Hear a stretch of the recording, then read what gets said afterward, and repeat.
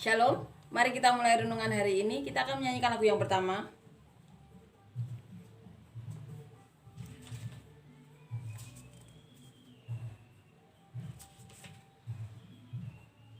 Dengarkanlah suara nafiri memanggil semua umatnya.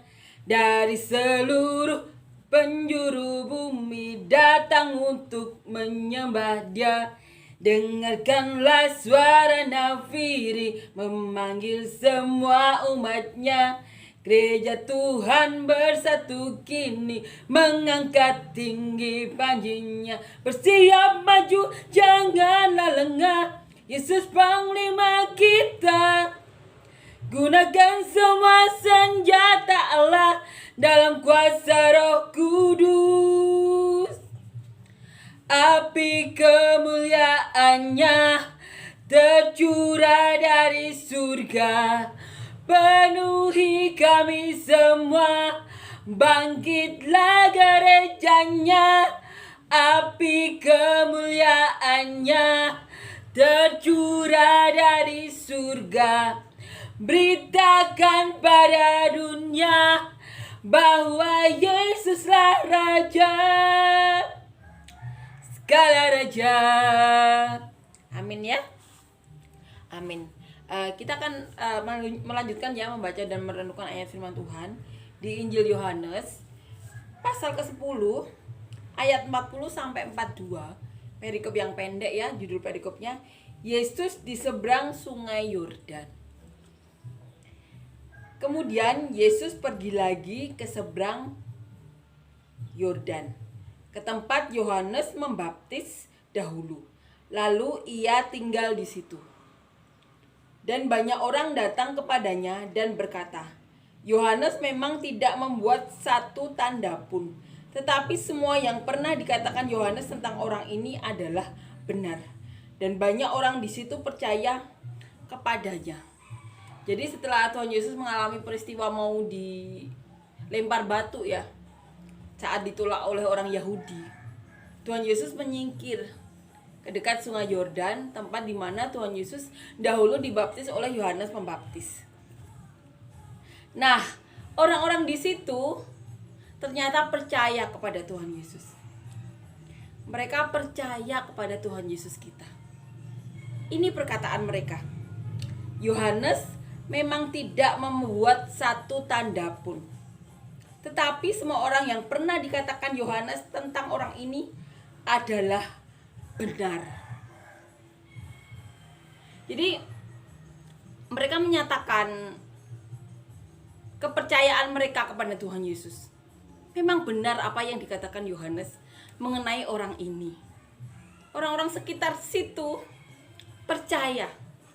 Orang-orang yang pastinya mereka ada di antara mereka yang melihat Tuhan Yesus dibaptis. Mereka juga orang-orang yang biasa, ada yang biasa berinteraksi dengan Yohanes Pembaptis. Dan ini pernyataan mereka.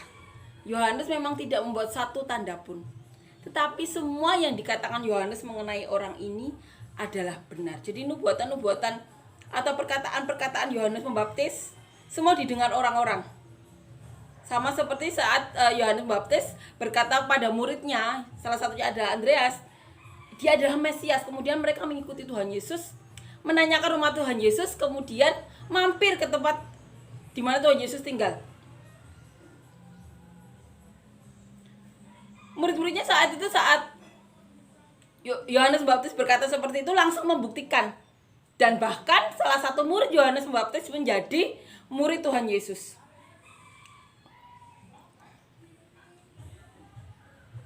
Amin ya. Mereka percaya kepada Tuhan Yesus. Setelah kejadian miris di mana Tuhan Yesus mau dilempari batu, setelah berdebat dengan orang Yahudi, Tuhan Yesus menyingkir. Kita bayangkan, setelah melakukan banyak mujizat, berkhotbah, didebat orang-orang Yahudi yang merasa bimbang. Mereka melihat tanda-tanda Tuhan Yesus. Mereka melihat mujizat-mujizat yang dilakukan Tuhan Yesus, tapi mereka bimbang. Karena Tuhan Yesus berasal dari Galilea, bukan berasal dari Bethlehem. Di mana dikatakan di kitab Musa, atau kitab Taurat bahwa Mesias berasal dari Bethlehem. Tapi Tuhan Yesus saat itu tinggal di Galilea. Mereka tidak tahu kalau Tuhan Yesus lahir di Bethlehem. Karena apa? Karena saat itu pemerintahan sedang melakukan sensus. Mereka tidak tahu itu. Mereka bimbang. Bahkan Tuhan Yesus melakukan mujizat di hari Sabat, di mana di kepercayaan mereka hari Sabat adalah hari untuk istirahat. Mereka bimbang. Bahkan mereka marah saat Tuhan Yesus mengatakan bahwa Tuhan Yesus adalah anak Bapa. Karena merasa Tuhan Yesus itu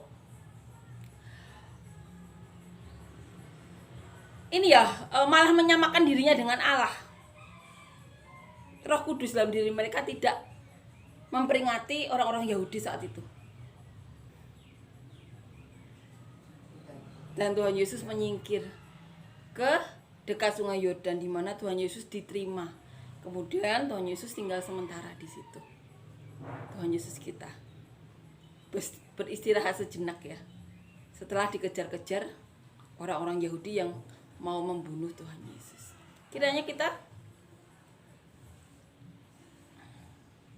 seperti orang-orang ini ya, yang mendengar kemudian percaya karena melihat. Tapi beruntunglah kita apabila tidak melihat, tidak mendengar, tapi percaya. Karena apa? Karena Bapa yang mengutus kita kepada Tuhan Yesus. Karena kita adalah salah satu domba Tuhan Yesus yang dikirim langsung oleh Bapa, di mana tidak seorang pun bisa mengambil kita dari Tuhan Yesus. Kiranya kita menjadi salah satu domba-domba Tuhan Yesus yang seperti itu, yang benar-benar dari Bapa, yang tidak melihat, tidak mendengar, tapi percaya. Karena apa? Roh Allah ada di hati kita. Kita ada milik Tuhan Yesus, di mana seorang pun tidak bisa mengambil kita dari Tuhan Yesus. Kiranya kita menjadi orang-orang yang seperti itu. Amin ya. Puji Tuhan, amin. Kita akan menyanyikan lagu yang kedua.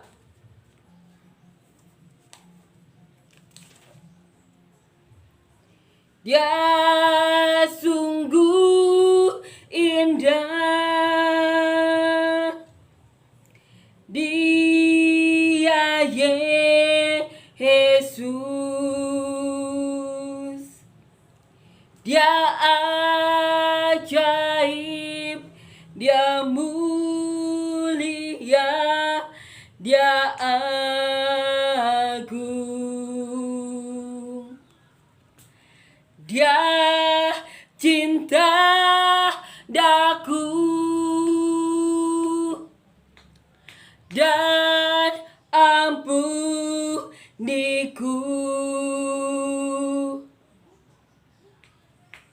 bahkan rela berikan nyawanya untuk selamatkanku. Sambutlah Yesus,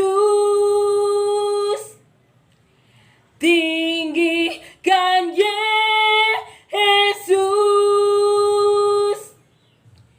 beri Dia hormat, pujian, dan kuasa.